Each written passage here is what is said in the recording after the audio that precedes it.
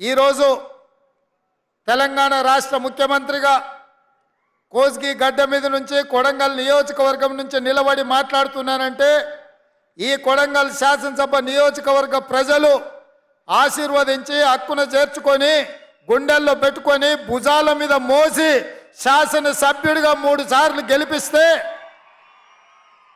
ఈరోజు మీ అభిమానాన్ని మూటగట్టుకొని ఢిల్లీ స్థాయిలో గుర్తింపు గౌరవాన్ని తెచ్చుకొని తెలంగాణ రాష్ట్ర ముఖ్యమంత్రిగా ఈరోజు ఇక్కడ నిలబడ్డానంటే మీ అభిమానము గుండెల నిండా నింపుకొని ఆదరించినందుకే ఇవాళ తెలంగాణ రాష్ట్ర ముఖ్యమంత్రిగా ఇక్కడ నిలబడ్డానని సగర్వంగా తెలియజేస్తున్న మిత్రులారా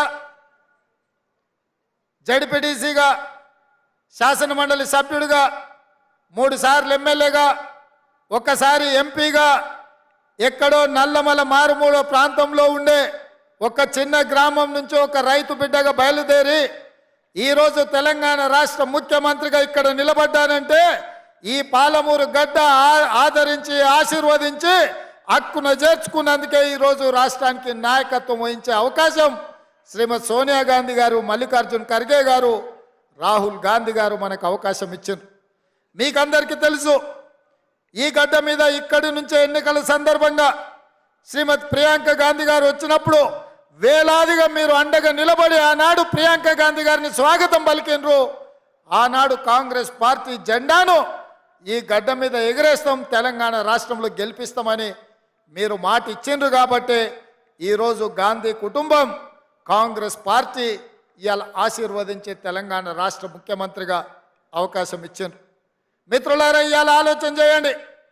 ఆనాడు తెలంగాణ ఉద్యమంలో కరీంనగర్ పార్లమెంట్లో నిలబడితే ఓడిపోతానన్న భయంతో కల్వకుంట్ల చంద్రశేఖరరావు గారు కరీంనగర్ నుంచి పాలమూరు జిల్లాకు వలస వస్తే మహబూబ్ నగర్ పార్లమెంటు నియోజకవర్గంలో మనము గెలిపించి ఆశీర్వదించి పార్లమెంటులో నోరు లేకపోయినా పార్లమూరులో ఊరు లేకపోయినా చంద్రశేఖరరావు గారిని మనం ఎంపీగా గెలిపిస్తే ఆనాడు ఎంపీగా గెలిచి తెలంగాణ రాష్ట్రాన్ని తెచ్చినా అని చెప్పిండు.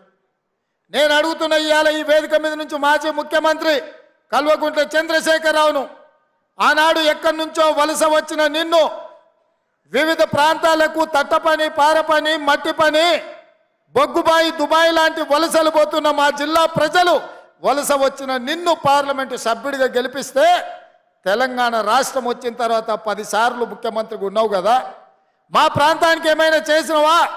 పాలమూరు రంగారెడ్డి ఎత్తిపోతల పథకాన్ని ప్రారంభించి కాంట్రాక్టర్లు కట్టబెట్టి 27,000 కోట్ల రూపాయల ఖర్చు పెట్టి 1 ఎకరాకు కూడా నీళ్లు ఇవ్వలేకపోయినావు. ఈరోజు ఈ గడ్డ మీద ఈ ప్రజలకు నువ్వు క్షమాపణ చెప్పిన తర్వాతనే మళ్ళీ ఈ జిల్లాలో నువ్వు ఓటు అడగాలి అని చెప్పి చంద్రశేఖరరావు గారిని గట్టిగా డిమాండ్ చేస్తున్నా. 10 సంవత్సరాల సుదీర్ఘ కాలం 1,000 కోట్ల రూపాయల ఖర్చు పెట్టినా అదనంగా 1 ఎకరాకు పాలమూరు రంగారెడ్డి ఎత్తిపోతలతో నీళ్ళు ఇవ్వలేదు.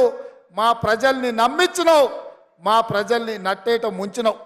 ఆనాడు పెద్దలు చిన్నారెడ్డి గారు ప్రారంభించిన తెలంగాణ ఉద్యమం చీమలు పెట్టిన పుట్టలో పాములు దూరినట్టు ఆ ఉద్యమంలో నువ్వు దూరి ఇవాళ తెలంగాణ రాష్ట్రాన్ని పట్టి పీడించినావు. అయినా ఈరోజు ప్రజలు చీదరించి ఓడగొట్టి ఇంట్లో కూర్చోబెడితే ఇంట్లో కూర్చోకుండా మళ్ళా సిగ్గు లేకుండా తగుదునమ్మా అని బయలుదేరిండు.